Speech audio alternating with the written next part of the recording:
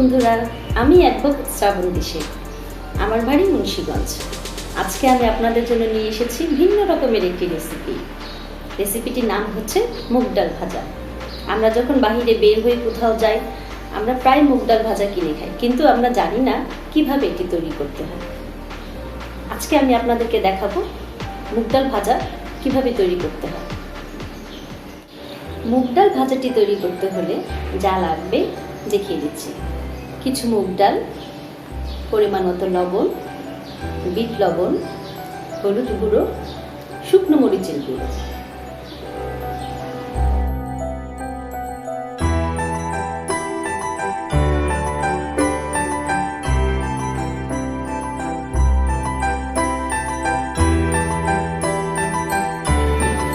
মুগ ডাল ভাজাটি তৈরি করতে হলে প্রথমে যে কাজটি আমাদেরকে আগে করতে হবে, মুগ ডালগুলো একটি পাত্রে ঢেলে দিতে হবে। এর মধ্যে আমরা কিছু পানি ঢালবো পরিমাণ মতো। 2 থেকে 3 ঘন্টা মুগ ডালগুলোকে ভিজিয়ে রাখতে হবে। এখন আমরা মুগ ডালের মধ্যে পানি ঢেলে দিব।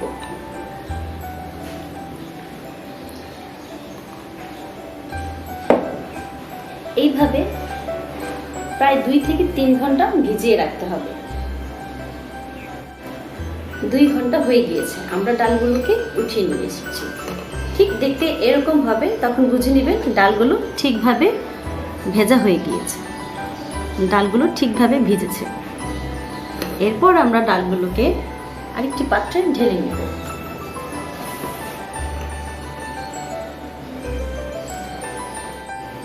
এরপর আমরা ডালটির মধ্যে দিয়ে দিচ্ছি পরিমাণ মতো বিট লবণ,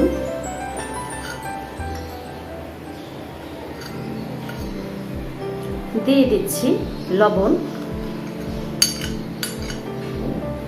দিয়ে দিচ্ছি পরিমাণ মতো হলুদ পাখি, দিয়ে দিচ্ছি শুকনো মরিচের গুঁড়ো।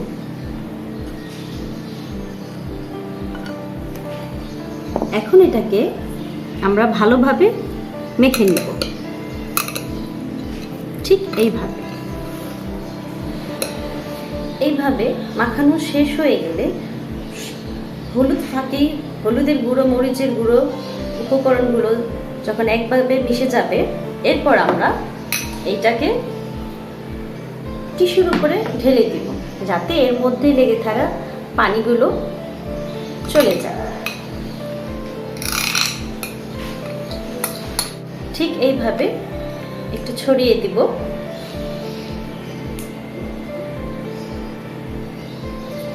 গায়ের পানিটা যাতে চলে যায়।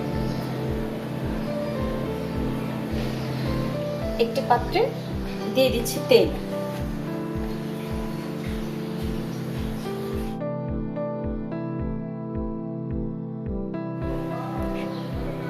তেল ঢালা হয়ে গিয়েছে এবং আমাদের খেয়াল রাখতে হবে কোনোভাবেই যাতে চুলার আঁচটা বেশি না হয়।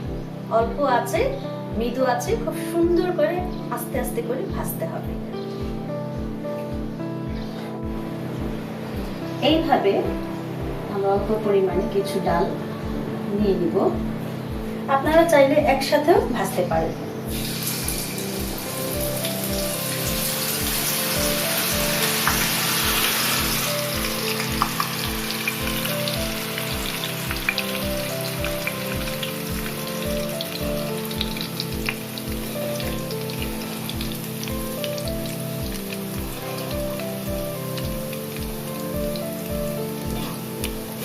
হালকা বাদামি কালার যখন চলে আসবে, তখন উঠিয়ে ফেলব।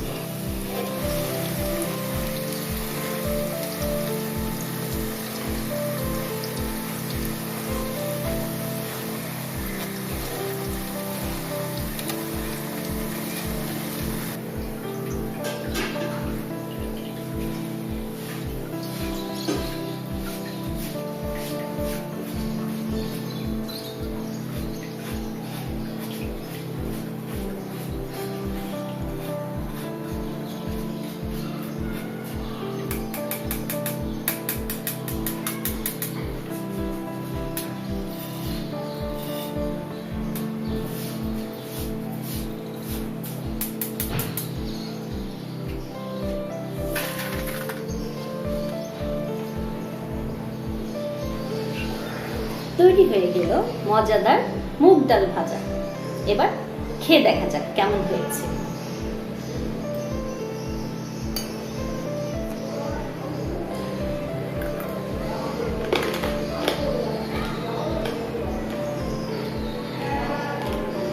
ভীষণ মজা, না খেলে বুঝবেনই না।